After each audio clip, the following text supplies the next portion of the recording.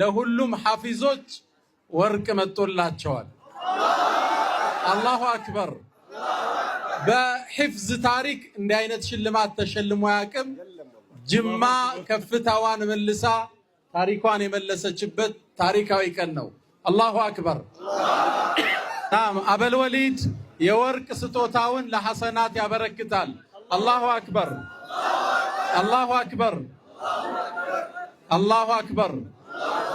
እህት ሐፍሳ አላሁ አክበር። ዚክራ ፍርደውሳ ኒዕማ ማሻ አላሁ አክበር።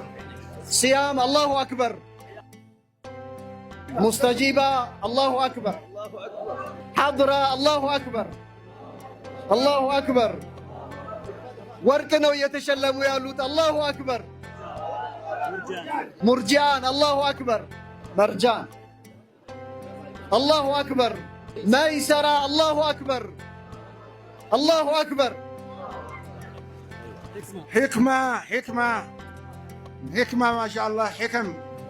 الله أكبر. الله أكبر.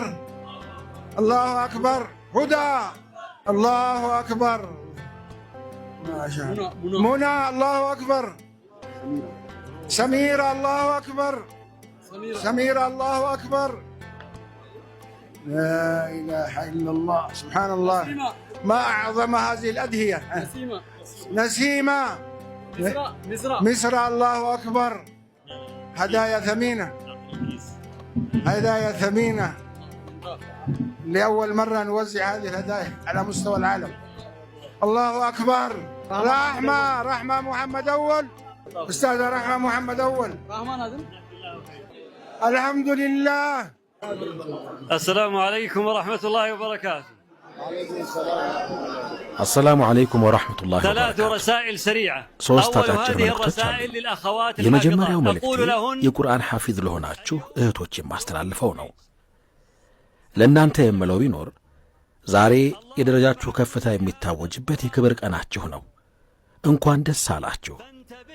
አላህ በዚህ መጽሐፍ ታላቅ ክብርና ሞገስን ከቸራችሁ በኋላ ፈጽሞ ራሳችሁን ዝቅ እንዳታደርጉ አደራዬ ነው።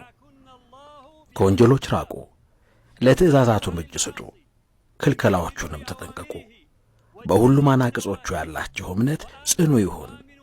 ይህ ሲረጋገጥ በጌታችሁ ዘንድ ስኬትን ትቀዳጃላችሁ። ሁለተኛው መልእክቴ ግን ለሁላችንም ነው። ይህን መልእክት ከመናገሬ በፊት እህት ኸዲጃን አንድ ጥያቄ ለመጠየቅ እፈልጋለሁ። ለመሆኑ በእስልምና እምነት ምን ያህል ጊዜ አሳለፍሽ? አዎ፣ ወደ ኢስላም ከመጣች 20 ዓመት ነው። በእነዚህ ጊዜያት ውስጥ የአላህን ስብሓንሁ ወተዓላ መጽሐፍ የሐፈዘ የአላህን ስብሓንሁ ወተዓላ ትእዛዛት የሚፈጽምና ክልከላዎቹን የሚጠነቀቅ ትውልድ ማፍራት ችላለች። ለእናንተም ሆነ ለራሴ የምጠይቀው ወሳኝ ጥያቄ የእኛ ፕሮጀክት ምንድን ነው? ለኢስላም ምን አበረከትን? አንተ በኢስላም ውስጥ 20 ዓመት፣ 30 ዓመት፣ 40 ዓመት፣ 60 ዓመት የኖርከው ለኢስላም ምን አበረከትክ? እያንዳንዳችን ለኢስላም አንድ ቁም ነገር ማበረከት እንችላለን። ስለዚህ አላህን እንፍራ። ለኢስላም አንድ ነገር ሳታበረከቱ እንዳትሞቱ። ከሰሓቦች አንዱ የነበረው ሙዓዝ ብን ጀበል በኢስላም ውስጥ የነበረው ዕድሜ 6 ዓመት ብቻ ነበር። ሙስሊሞች ሆይ 6 ዓመት ብቻ። ነገር ግን በሞተ ጊዜ የረሕማን አርሽ ተንቀጠቀጠለት። ሰዕድ ብን ሙዓዝ ሲሞት በተመሳሳይ ሰዕድ ብን ሙዓዝ ሲሞትም የረሕማን አርሽ ተንቀጥቅጧል። ታዲያኛ ወንድሞች ምን አበረከትን? አደራ እንዳትሞቱ።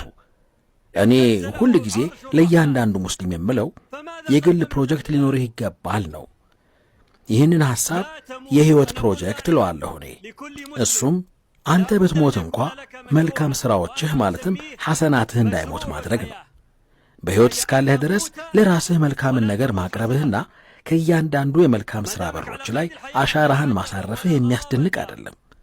ነገር ግን ዋናው አስተዋይነት፣ ብልሃትና ከአላህ ስብሓንሁ ወተዓላ የሚገኝ ተውፊቅ ማለት አንተ ስትሞት መልካም ሥራዎችህ እንዳይሞቱ ማድረግ መቻልህ ነው።